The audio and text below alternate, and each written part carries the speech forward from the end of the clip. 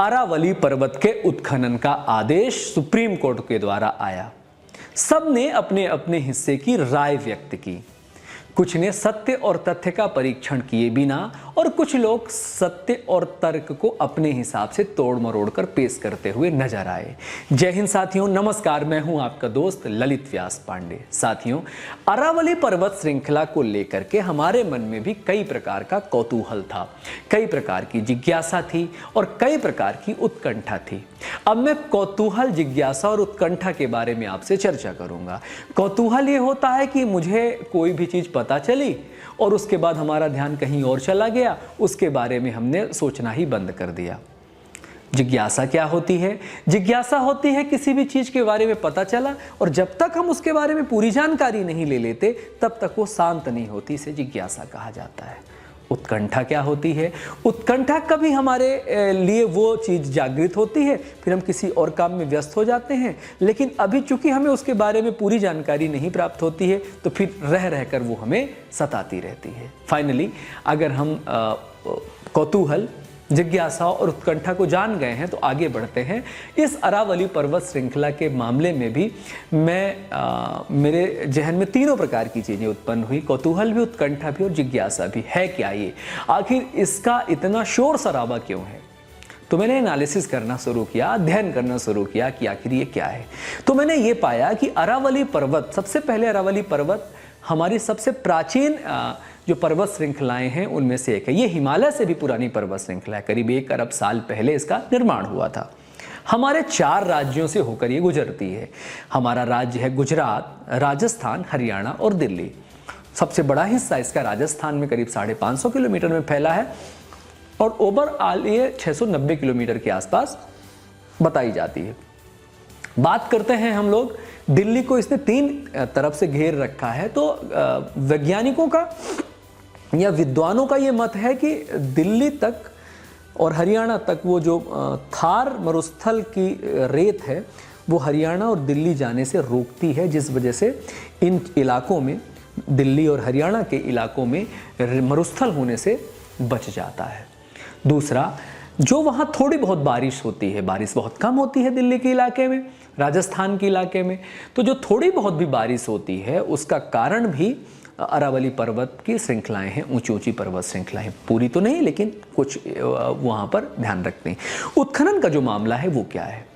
यूँ तो अरावली पर्वत का उत्खनन अवैध तरीके से लगातार जारी है। अवैध तरीके से वहाँ का उत्खनन लगातार जारी है। 80 के दशक में इसको सरकारी मान्यता मिली थी, लेकिन कई आंदोलन हुए तो 91 में इस पर पूर्ण प्रतिबंध लगा दिया गया था कि आधिकारिक तौर पर उत्खनन नहीं होगा। लेकिन लोग कहाँ मानते हैं? किसी भी जगह पे नहीं मानते। आप देखते हैं कितनी जगह पे रेत का अवैध कारखाना चलता है, पत्थरों का अवैध कारखाना चलता है, बहुत सारे जो माइंस होते हैं वो चलते रहते हैं। वहाँ भी चल ही रहा था। बहुत सारे पहाड़, छोटी छोटी पहाड़ियाँ ढहा दी गई, समाप्त कर दी गई। और जब ये अवैध तरीके से कारखाने संचालित किए जाते हैं तो उसमें सरकारों का, लोकल सरकारों की सह होती है, उनका भी एक हिस्सा होता है। कई प्रकार के दलाल होते हैं, कई प्रकार के बिचौलिए होते हैं और मोटी कमाई वहाँ पर होती है और ये चलता रहता है। अब ये मामला आता है सुप्रीम कोर्ट में। सुप्रीम कोर्ट में पिछले साल 2024 में स्टडी के लिए उसको रोका जाता है। सुप्रीम कोर्ट कहती है कि थोड़ा ठहरिए, मैं इसको स्टडी करके फिर उसका एक अलग से निर्णय हम सुनाएंगे। सुप्रीम कोर्ट का भी निर्णय आता है हाल ही में और वो कहते, सुप्रीम कोर्ट का फैसला ये रहता है कि 100 मीटर की रेंज का जो पहाड़ियाँ हैं उस पर आप उत्खनन कर सकते हैं, बाकियों को टच नहीं करना। बहुत सारी गाइडलाइंस हैं, लेकिन लोग उत्खनन करने की परमिशन दे दी के नाम पर उछल पड़े। क्या ऐसा होना चाहिए? ऐसा बिल्कुल नहीं होना चाहिए। लेकिन जब आप विकास की बात करते हैं, जब आप डेवलपमेंट की बात करते हैं तो उसमें फिर थोड़ा सा आपको धैर्य के साथ एनालिसिस करने की जरूरत पड़ती है। पहली बार तो नहीं है किसी पर्वत श्रृंखला के उत्खनन का आदेश आया है। इससे पहले भी जितनी भी माइंस चल रही हैं वो कहीं ना कहीं किसी न किसी पर्वत श्रृंखला में ही चल रही हैं। किसी न किसी प्रकृति का ही हम दोहन कर रहे हैं और प्रकृति का दोहन थोड़ा करें, बहुत करें, हर समय मानवीय सभ्यता के लिए, मानवीय विकास के लिए और हमारे नेचर के लिए खराब संकेत है। हमें उसका खामियाजा भुगतना पड़ता है। तो ये पहली बार तो है नहीं कि हमारे पूंछ में आग लग गई और हम एकदम उछल कूद मचाने लग गए।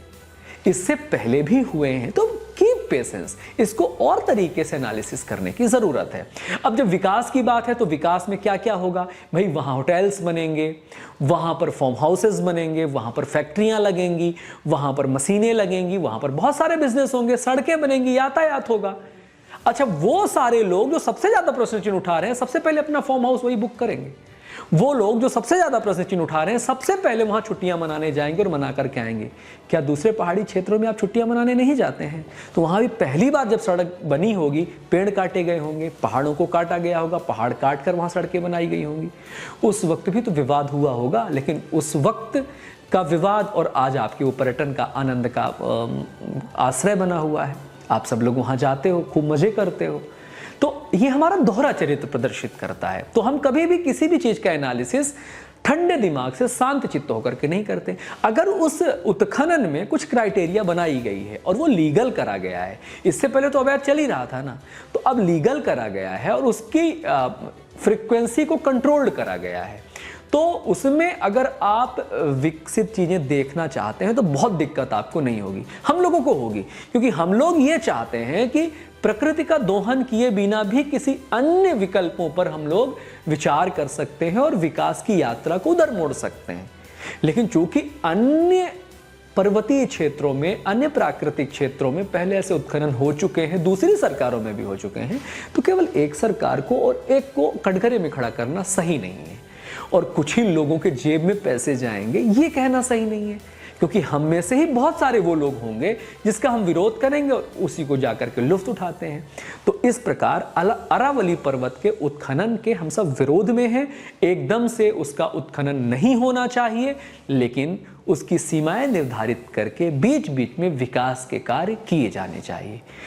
प्रकृति का संरक्षण हमारा पहला कर्तव्य है।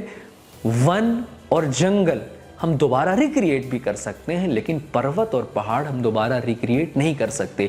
कोई भी नदी हम क्रिएट नहीं कर सकते, कोई समुंदर हम क्रिएट नहीं कर सकते। ये वो प्रकृति की देन है जो केवल और केवल प्रकृति प्रदत्त ही है। हमको इसका संरक्षण करना चाहिए। हम अगर इसका दोहन करते हैं तो हम इसे कभी भी रिक्रिएट नहीं कर पाएंगे। तो अंतिम में हमारा रिव्यू, हमारा फैसला यही है कि हमें सबको मिल करके ऐसे आवाज़ उठानी चाहिए कि इन पर्वत श्रृंखलाओं का जो हमारी विरासत है, जो हमारी धरोहर है, जिनके कारण हमारा अस्तित्व है, इनको सजोकर, संभाल कर, सतर्कता के साथ इनका उपभोग करें और जितना हो सके इनका संरक्षण करें। इनके उत्खनन को लेकर के हमारी राय बहुत स्पष्ट है, नहीं होना चाहिए। जय हिंद, जय भारत, वंदे मातरम। ध्यान रखिए।